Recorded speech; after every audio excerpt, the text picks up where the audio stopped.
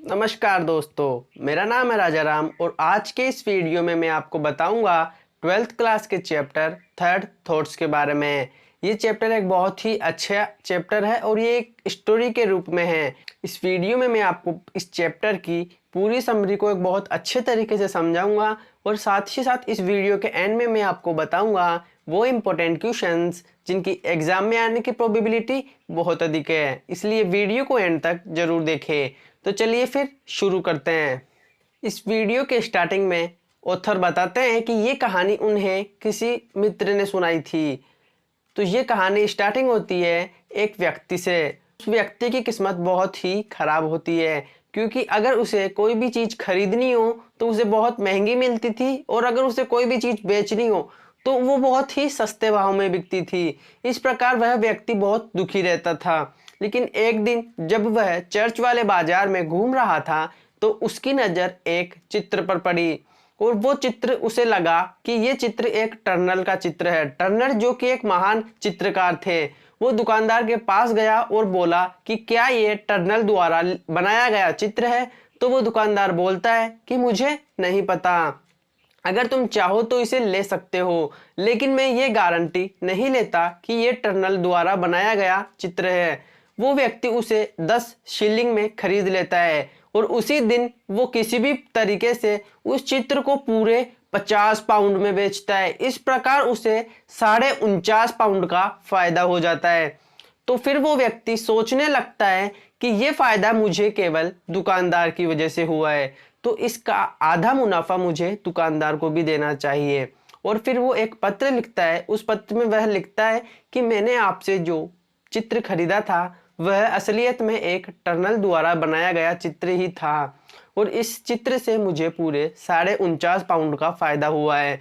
और इस पत्र को लिखकर वह सो जाता है क्योंकि रात बहुत हो चुकी होती है और अगले दिन वह 3:30 बजे ही उठ जाता है और फिर वह अपनी गलतियों पर सोचने लगता है क्योंकि वह डेली ही ये काम करता था कि आज के दिन में उसने क्या गलतियां की। तो फिर वो उस विक्रेता के बारे में सोचता है और वो सोचता है कि विक्रेता ने उस चित्र को नहीं पहचाना था। वास्तविकता को केवल मैंने ही पहचाना है और मैंने ही पता लगाया है, इसलिए मैं उसे आधा मुनाफा ना देकर केवल 10 पाउंड ही दूंगा। इस प्रकार वह इस विक्रेता के बारे में सोचता रहता है, लेकिन उसे नींद नहीं आती। तो वह थोड़ी सी देर कहानियों की किताबें पढ़ लेता है और फिर से उस विक्रेता के बारे में सोचने लग जाता है। और फिर वो सोचता है कि यदि मैंने उसे 10 पाउंड दे दिए तो वो बहुत अधिक खुश होगा और वो अन्य ग्राहकों से भी उम्मीद करेगा कि वो भी उसे भेंट के रूप में कुछ दे।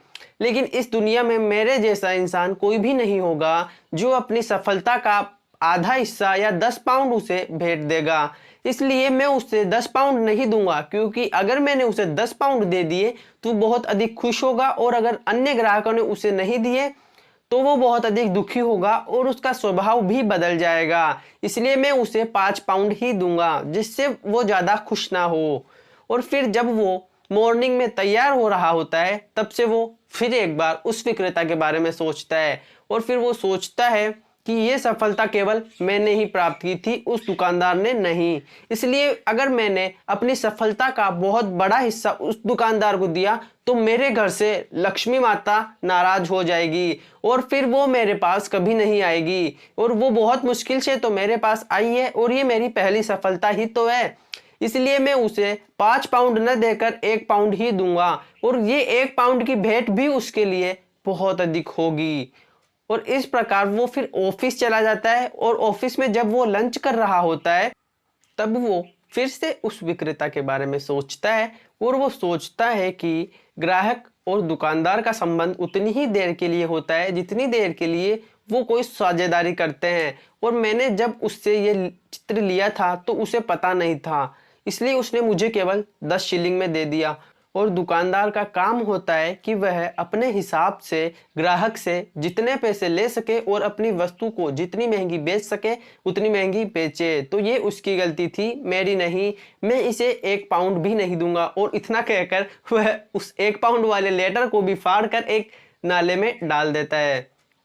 तो दोस्तों, इस कहानी में ऑथर ने बताने की कोशिश की है कि किस प्रकार एक व्यक्ति अपने विचारों को बदलता रहता है जब उसके पास पैसे आते हैं और वो सोचता है कि मैं अपना पैसे का एक भी रुपया व्यर्थ में खर्च ना करूं और ना ही किसी को दूं, और जब मेरे काम आए तभी मैं इन्हें खर्च करूं।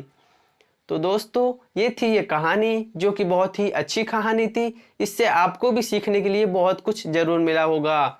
और अब मैं आपको बता देता हूँ वो इम्पोर्टेंट क्वेश्चंस जिनकी एग्जाम में आने की प्रोबेबिलिटी बहुत अधिक है। और इनमें से जो पहला क्वेश्चन है वो है, how much profit did the narrator achieve by selling the drawing. मतलब उस नरेटर को कितने पाउंड का फायदा हुआ जब उसने वो ड्राइंग बेची। और जो दूसरा क्वेश्चन है वो है, what did he write in his first note to the dealer. मतलब उसने उस दुकानदार के लिए फर्स्ट लेटर में क्या लिखा था। जो थर्ड क्वेश्चन है वो है, why did the dealer sell the drawing so cheaply to the narrator. मतलब उस शॉपकीपर या फिर उस दुकानदार ने वो ड्राइंग इतने सस्ते में नरेटर को क्यों बेची।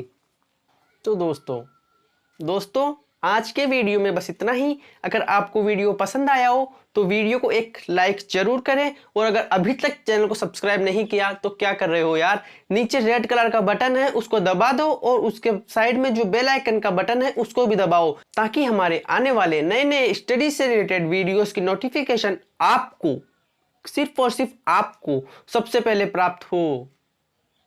धन्यवाद, बाय बाय।